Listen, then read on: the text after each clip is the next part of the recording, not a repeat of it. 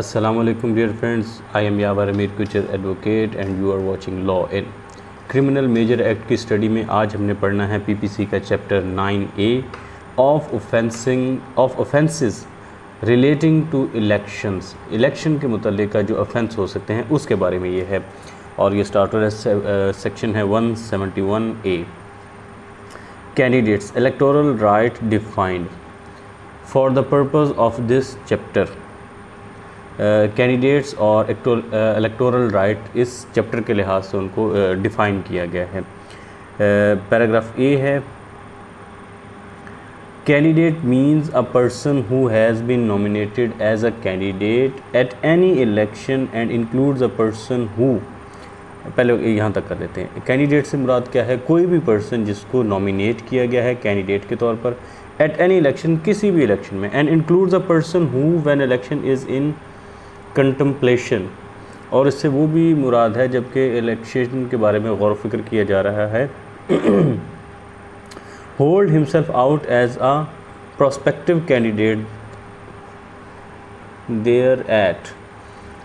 या फिर वो अपने आप को ये समझता है कि मैं एक मुमकिन कैंडिडेट हो सकता हूँ इसका। Provided that he is subsequently nominated as a candidate at such election, और ये भी शर्त है कि उसको बाद में उस इलेक्शन के कैंडिडेट के तौर पर उसको नतीजतन नॉमिनेट भी किया जाए। ये पहली बात होगी कैंडिडेट की, यानी ये जो नॉमिनेट हुआ है या जिसके बारे में गालिब इम्कान है उसको नॉमिनेट किया जाएगा और बाद में उसको नॉमिनेट भी किया जाता है तो ये कैंडिडेट हो जाएगा।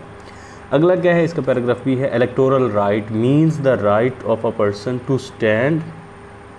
और not to stand. Electoral right है कि बंदे का ये इख्तियार है कि उसके पास यह है कि वो चाहे तो खड़ा हो चाहे ना खड़ा हो, as or to withdraw from being a candidate, या फिर किसी स्टेज पर आकर अगर वो विदड्रॉ करना चाहता तो कर ले, or to vote or refrain from voting at an election, और या वो वोट दे या वोट देने से बाज रहे किसी भी किस्म के इलेक्शन जब हो रहे हैं तो इसमें कैंडिडेट इस सेक्शन में 171A में कैंडिडेट की और इलेक्टोरल राइट की डेफिनेशन फराहम कर दी गई है इस चैप्टर के लिए। आगे है जी सेक्शन 171B,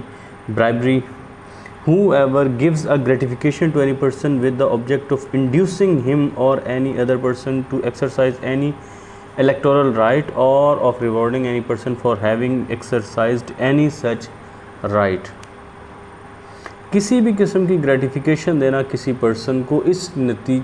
मकसद के साथ कि उसको इंड्यूस करे कि वो जो अपने इलेक्टोरल राइट की जो उसके पास राइट है उसको एक्सरसाइज करे, या फिर उसको रिवॉर्ड इस लिहाज से देना कि वो इस तरह के किसी राइट को एक्सरसाइज करे, और accepts either for himself or for any other person any gratification as a reward for exercising any such right or for inducing or attempting to induce any other person to exercise any such right commits the offense of bribery। तो उसने रिश्वत का मुर्तकिब हुआ है। किससे? दो इसमें है ना, इसकी क्लॉज 1 थी, सॉरी इसका सब सेक्शन 1 था और उसकी आगे ये 2 पैराग्राफ थे। पहला पैराग्राफ तो वो कहता है कि किसी पर्सन को इस ऑब्जेक्ट से कोई भी ग्रेटिफिकेशन फराहम करना कि वो इलेक्टोरल राइट को इस्तेमाल करे, उसको कोई भी ऐसा राइट देना कि वो अपनी इलेक्टोरल राइट को इस्तेमाल करे। दूसरा यह है कि वो अपने लिए या किसी दूसरे के लिए कोई ग्रेटिफिकेशन एक्सेप्ट करे और या किसी को इस लिहाज से इंड्यूस करे कि वो इलेक्टोरल राइट को इस लिहाज से इस्तेमाल करे, यानी उसके जो इलेक्टोरल राइट था उसको समहाउ कंट्रोल किया जा रहा है, तो वो ब्राइबरी का ऑफेंस कमिट करता है। Provided that a declaration of public policy और a promise of public action shall not be an offence under this section. शर्त यह है कि अगर आप पब्लिक पॉलिसी बना रहे हो या आवाम से कोई वादे वईद कर रहे हो तो वो इस सेक्शन के अंडर नहीं आएंगे। अगर कोई अपनी पार्टी अपना मंशूर पेश करती है या कोई कैंडिडेट है वो बताता है कि मैं अगर आए तो मैं आपके लिए ये बेहतर सहूलियात फराहम करूँगा, तो फिर वो इन मानों में नहीं इस्तेमाल होगा, फिर वो अट्रैक्ट नहीं होता, वहाँ पे इस सेक्शन के अंडर नहीं आता वो ऑफेंस। आगे है जिसकी सब क्लॉज 2, ये सब सेक्शन सब सेक्शन इसका 2 है। A person who offers or agrees to give or offers or attempt to procure a gratification shall be deem to give gratification. कोई भी पर्सन जो ऑफ़र करता है या उसको देने पर राज़ी होता है या ऑफ़र करता है या अटेम्प्ट करता है कि मैं आपके लिए प्रोक्योर करूँगा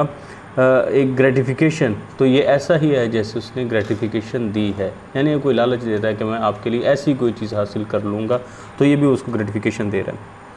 सबसेक्शन 3 आ गया आगे इसका। A person who obtains or agrees or accept or attempts to obtain a gratification shall be deemed to accept gratification. कोई भी पर्सन जो ग्रेटिफिकेशन ऑब्टेन करता है या एक्सेप्ट करता है या अटेम्प्ट करता है, तो यही समझा जाएगा कि उसने ग्रेटिफिकेशन एक्सेप्ट की है। जो कोई हासिल करता है, एक्सेप्ट करता है या एग्री करता है एक्सेप्ट करने पर या इसकी कोशिश करता है, तो यही है कि उसने ग्रेटिफिकेशन एक्सेप्ट की है। And a person who accepts a gratification as a motive for doing what he does not intend to do, और वो उसलिए लेता है कि वो वैसा वो करना नहीं चाहता लेकिन उसके लिए ले लेता है, or as a reward for doing what he has not done, या उसका रिवॉर्ड लेता है जो उसने नहीं किया। Shall be deem to have accepted the gratification as a reward, तो यही समझा जाएगा कि उसने ग्रेटिफिकेशन को बतौर रिवॉर्ड लिया है। इसकी इलस्ट्रेशन है आगे, अच्छा अगर नहीं है तो मैं वैसे इसको बता दूँ कि ये कि अगर इसमें बात ये हो रही है कि अगर उसने तय कर लिया कि आप मुझे ये फेवर दो तो मैं अपने इलेक्टोरल राइट को इस तरह से आपके लिए इस्तेमाल करूँगा, लेकिन उस लिहाज से उसने किया नहीं, तो ना उसका ऐसा इरादा था कि मैं इसको इस लिहाज से इस्तेमाल करूँगा, अपने इलेक्टोरल राइट को मैनिपुलेट होने दूँगा, ना उसने ये किया ये कि इस तरह किया भी उसके कहने पर, तो फिर भी जो है ऐसा यही तसव्वुर किया जाएगा कि उसने ग्रेटिफिकेशन को बतौर रिवार्ड एक्सेप्ट कर लिया, यानी उसने ले तो लिया, चाहे उसने काम करने की उसकी नीयत थी या उसने काम नहीं किया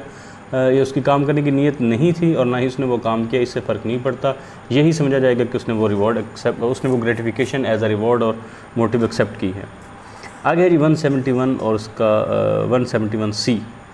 under influence at undue influence at elections में कोई अनड्यू किस्म का इन्फ्लुएंस डालना। इसका है जी सबसेक्शन 1,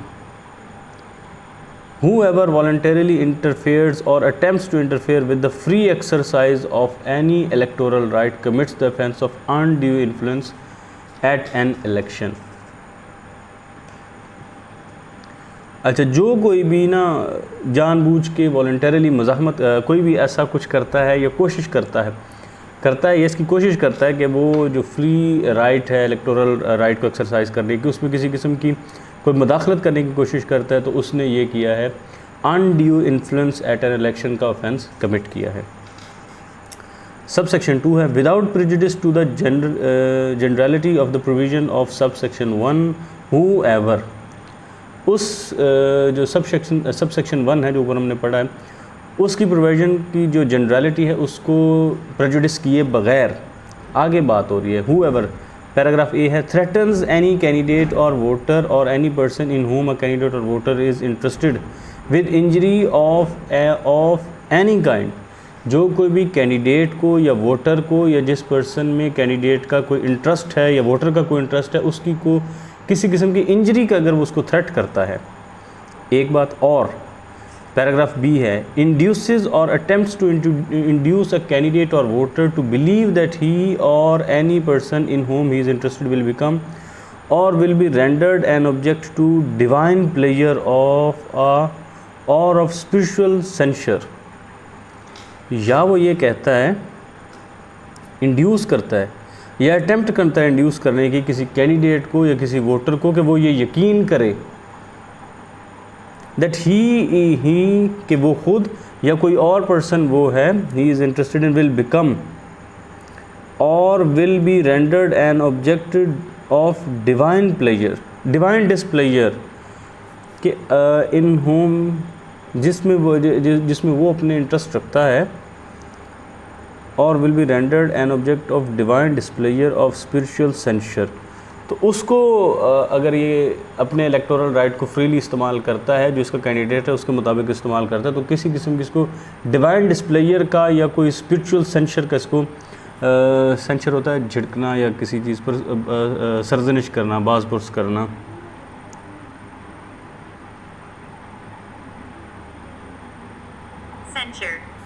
सेंशर, उसका सामना करना होगा इसको, मतलब तो इसका यही बन रहा है कि जो ऐसी कोई कोशिश करता है कि कैंडिडेट को या वोटर को ये बताए, ऐसा इस तरफ राग़िब करे, वो ये यकीन करे कि वो या दैट ही और any person in home he is interested will become और will be rendered an object of divine displeasure और ऑफ स्पिरिचुअल सेंशर, कि जिसमें यानी वोटर जिसमें इंटरेस्टेड है वो उसको वोट देना चाहता है तो उसको इस तरह से कायल करे कि अगर आप इसको वोट करोगे तो आपको कोई जो है खुदाई नाराज़गी का आपको सामना करना पड़ सकता है। Shall be deem to interfere with the free exercise of the electoral right of such candidate और वोटर, तो फिर ये कहा जाएगा कि उसने इस तरह का जो इलेक्टोरल राइट की फ्री एक्सरसाइज थी उसको इसने कर्टेल किया है, उसमें इंटरफेरेंस की है उस कैंडिडेट का या उस वोटर का। With in the meaning of sub section 1 जो था उसके मुताबिक उसने अनड्यू इन्फ्लुएंस अपना छोड़ा है। यानी एक तो था कि उसको थ्रेटन करना किसी किस्म की इंजरी से मुतालिक, और दूसरा है उसको किसी किस्म की रूहानी तौर पर उसको डराने की कोशिश करना। इसका पैराग्राफ जो है सब सेक्शन 2 का जो पैराग्राफ बी है वो इस बारे में है। अच्छा, आगे इसका सब सेक्शन आ गया 3, A declaration of public policy or a promise of public action or the mere exercise of legal right without intent to interfere with an electoral right shall not deemed to be interference with the meaning of this section। अगर अपनी public policy को declare कर रहे हैं या वो अपने legal right को इस्तेमाल कर रहे हैं तो इन चीज़ों को ये नहीं समझा जाएगा कि वो कोई अनड्यू तौर पर इलेक्शन को इन्फ्लुएंस कर रहे हैं इस सेक्शन के मुताबिक 171C के मुताबिक। आगे है जी 171D, पर्सोनेशन एट इलेक्शंस, इलेक्शन के वक्त पर अपने आप को कुछ दूसरा बंदा जाहिर करना।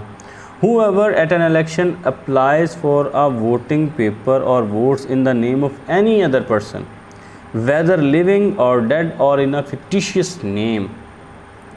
जो कोई भी whoever at an election apply करता है वोटिंग पेपर के लिए और किसी दूसरे शख्स के नाम पर,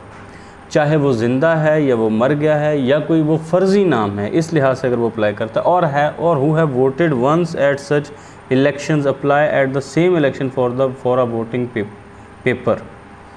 और एक दफ़ा वो वहाँ पे उसने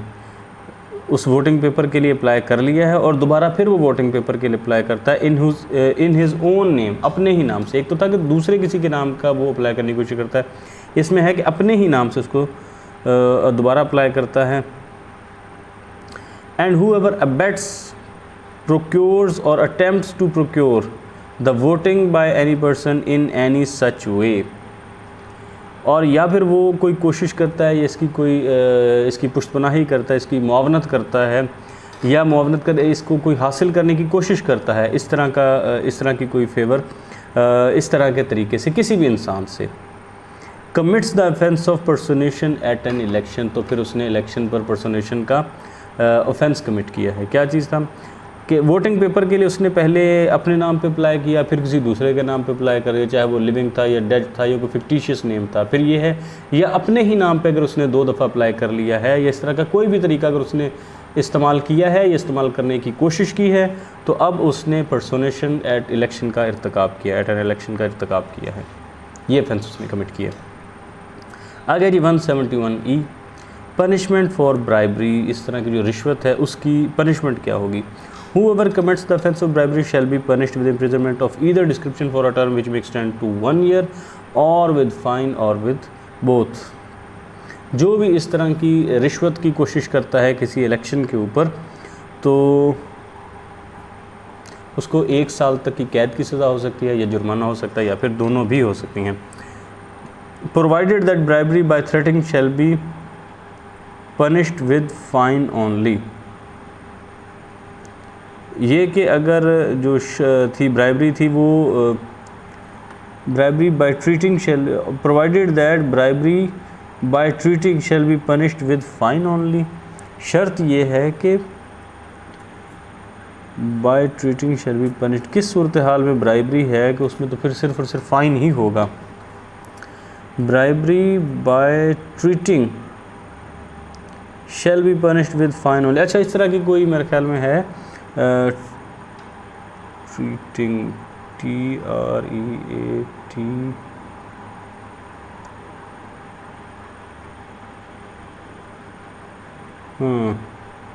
राय दहिंदों की नाजायज़ तवाज़ो करना, ठीक है। जो वोट देने आए थे उनको अगर कोई खाना शाना ही सिर्फ खिलाया गया तो इस सूरत हाल में कैद नहीं होगी, सिर्फ और सिर्फ जुर्माने की सज़ा हो सकती है अगर आप इनको कोई ट्रीट प्रोवाइड करते हैं। Explanation, treating means that form of bribery where the gratification consists in food, drink, entertainment और प्रोविज़न।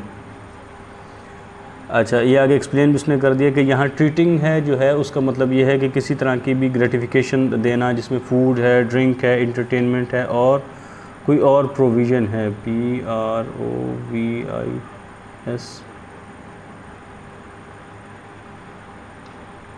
हाँ वही कोई खाना शाना उनको अगर कोई खुर्दोनोश की चीज़ें वगैरह दी जाती हैं,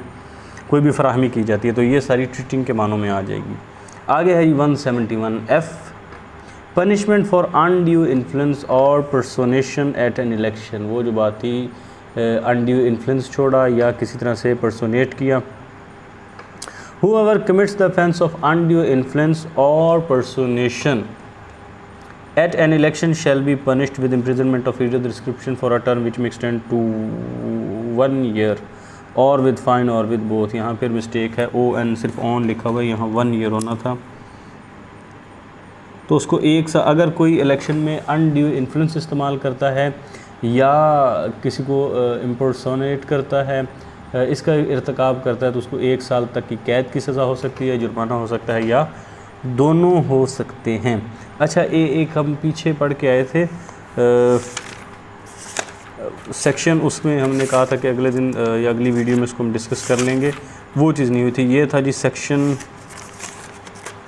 161 की जो इलस्ट्रेशन थी, इलस्ट्रेशन में जो पैराग्राफ बी था वो मैंने उस वक्त भी बताया था। जो दूसरी इलस्ट्रेशन है B, holding of offence of council लिखा हुआ था, लेकिन हालांकि ये होना चाहिए था A, holding the office of council at the court of a foreign power accepts lakh of rupee from the minister of that power के, वो उसे अगर वो लेता है तो उसका मतलब है मुस्तकबिल में आके कहीं वो उसको इन्फ्लुएंस करेगा तो वो एक इस सेक्शन के अंडर जो है वो ऑफेंस कमिट कर रहा है। तो यहाँ ऑफेंस का लफ्ज़ लिखा हुआ था, जो ऑफेंस नहीं होना था वो ऑफिस होना था। अच्छा, अब आगे है 171G, false statement in connection with an election. Election के बारे में कोई फॉल्स स्टेटमेंट देना। Whoever with intent to affect the result of an election makes or publishes any statement purporting to be a statement of fact which is false and which he either knows or believes to be false or does not believe to be true। ठीक है, election के दौरान अगर कोई इस intent के साथ कि जो मैं स्टेटमेंट दूंगा या मैं कुछ पब्लिश करूंगा तो ये जो इलेक्शन के रिज़ल्ट है उसको इन्फ्लुएंस करेगा, उसको इफ़ेक्ट करेगा, और इस नीयत से वो कुछ कोई स्टेटमेंट देता है या उसको पब्लिश करता है, और ये साबित करते हुए कि ये जो मैं दरअसल स्टेटमेंट दे रहा हूँ ये फैक्ट है, जो कि हालांकि वो गलत हो और वो या तो जानता हो कि ये गलत है या वो उसको ये यकीन हो कि ये सही नहीं है। दोनों सूरतों में, एक तो वो जानता है कि ये गलत है और दूसरा वो जानता है कि ये सही नहीं है। In relation to the personal character और conduct of any candidate shall be punished with fine. और वो किस बारे में होगी वो स्टेटमेंट या वो जो भी है राय है, वो स्टेटमेंट है वो ये है कि उसके जो कैंडिडेट है उसके पर्सनल कैरेक्टर के बारे में हो या उसके कंडक्ट के बारे में हो तो उसको फिर जुर्माना किया जाएगा। एक मिनट, एक लफ्ज़ आ गया है PURPORT,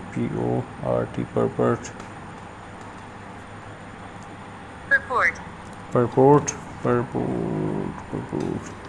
मकसद, ये मकसद होना, ठीक है, कि कोई पब्लिश करता है इस तरह की स्टेटमेंट किसी कैंडिडेट के कंडक्ट या उसके कैरेक्टर के बारे में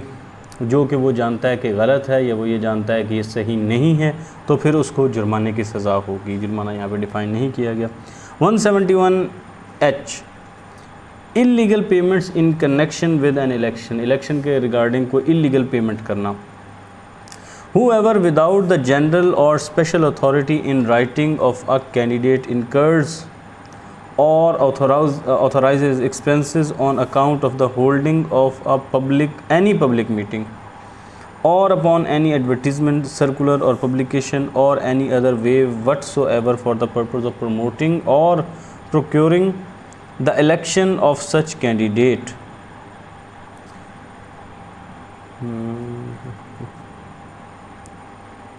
सही, कोई भी जो है ना विदाउट जनरल और स्पेशल अथॉरिटी इन राइटिंग, जब तक एक कैंडिडेट ने उसको स्पेशल परमिशन नहीं दी है,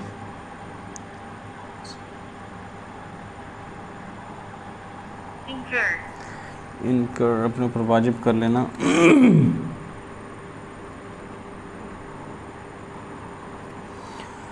जो कोई भी है कैंडिडेट की इजाज़त के बग़ैर कोई एक्सपेंस ऑथराइज़ करता है किसी पब्लिक मीटिंग के लिए, किसी एडवर्टीज़मेंट के लिए, किसी सर्कुलर के लिए, किसी पब्लिकेशन के लिए, वो कुछ भी हो, और वो इसके लिए कैंडिडेट का जो इलेक्शन है उसको प्रोक्योर करना चाह रहा है,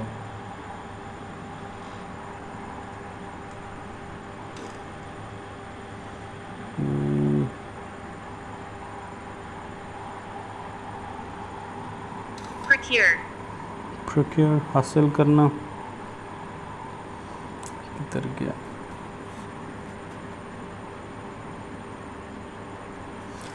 the election for of such candidate, उसके लिए वो इलेक्शन हासिल करने के लिए किसी भी किस्म की कोई पेमेंट करता है। कुल मिला के बात यह है कि अगर कोई,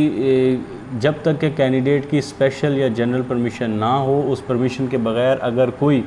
इस तरह से किसी पब्लिक मीटिंग पर कोई रकम खर्च करता है, या किसी एडवर्टीज़मेंट पर, या किसी सर्कुलर पर, या किसी पब्लिकेशन पर अगर कोई इस लिहाज से रकम खर्च करता है कि इससे उस कैंडिडेट के लिए इलेक्शन हासिल किया जाए, तो इस इंसान को जुर्माने की सज़ा हो सकती है। Shall be punished with fine, जुर्माना होगा, वो कितना होगा, विच में एक्सटेंड टू 1500 रुपीज़, उसको 1500 रुपये जुर्माना हो सकता है इसका। Provided that if any person having incurred any such expenses not exceeding the amount of 10 rupees without authority, ठीक है, जो 10 रुपये तक का वो ख़र्चा है ना, वो बग़ैर अथॉरिटी के भी कर सकता है। obtains within 10 days from the date on which such expense were incurred the approval in writing of the candidate, he shall be deemed to have incurred such expense with the authority of the candidate। उसने ख़र्च किए हैं, लेकिन एक तो वो रकम 10 रुपये से कम नहीं, 10 रुपये से ज़्यादा नहीं है, not exceeding the amount of 10 rupees, 10 रुपये से ज़्यादा नहीं उसने ख़र्च किए, इससे कम ख़र्च किए हैं। और फिर ये है कि जब उसने ख़र्च किए हैं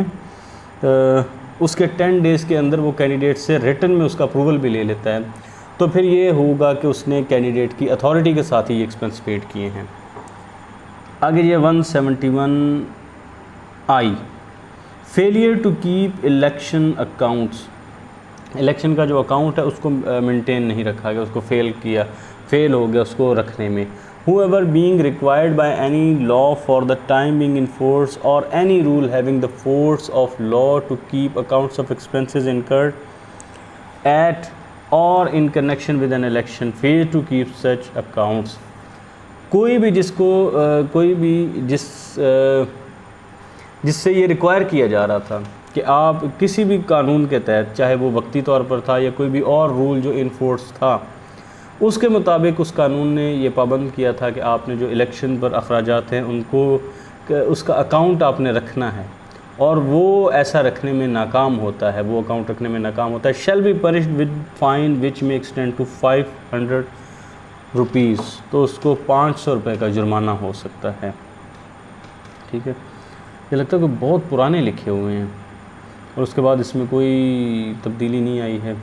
कि 10 रुपये से कम का अगर ख़र्चा है, और यहाँ पर आ गया कि उसको, और वो था कि 1500 रुपये जुर्माना होगा अगर उसकी बग़ैर इजाज़त के रकम ख़र्च करता है, और इसमें है एक अगर वो ये नहीं रख पाता अकाउंट तो फिर उसको 500 रुपये जुर्माना होगा। आगे है जी 171 J, inducing any person not to participate in any election और रेफरेंडम, किसी शख्स को इस बात पर उकसाना, इंड्यूस करना कि वो किसी इलेक्शन में या किसी रेफरेंडम में पार्टिसिपेट ना करे etcetera. Whoever by words either spoken or written or by visible representation induces or directly or indirectly persuades or instigates any person not to participate in or to boycott an election or referendum or not to exercise his right of vote thereat। ये सारे काम कोई भी करता है किसी भी लिहाज से, लिखा हुआ, अल्फाज के लिहाज से, बोल के, कोई रिप्रेजेंटेशन करके किसी को इंड्यूस करता है डायरेक्टली या इनडायरेक्टली, जिसको तरगीब दिलाता है, इंस्टिगेट करता है कि वो इलेक्शन में पार्टिसिपेट ना करे या इसका बायकॉट करे या अपना जो राइट है, राइट टू वोट, उसको एक्सरसाइज जो है वो ना करे। Shall be punishable with imprisonment of either description for a term which में एक्सटेंड टू 3 years, तो उसको 3 साल तक की कैद की सज़ा हो सकती है, और विद फाइन विच में एक्सटेंड टू 5 लाख रुपीज़ और विद बोथ,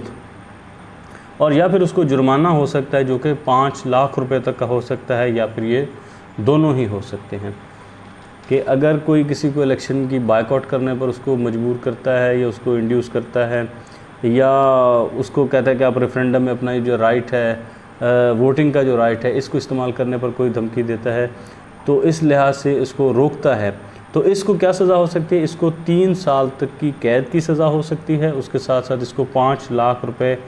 तक जुर्माना हो सकता है, और या फिर दोनों चीज़ें हो सकती हैं। तो यहाँ आके हमारा जो चैप्टर 9A है वो मुकम्मल हो गया है। इंशाल्लाह नेक्स्ट हम चैप्टर 10 स्टार्ट करेंगे।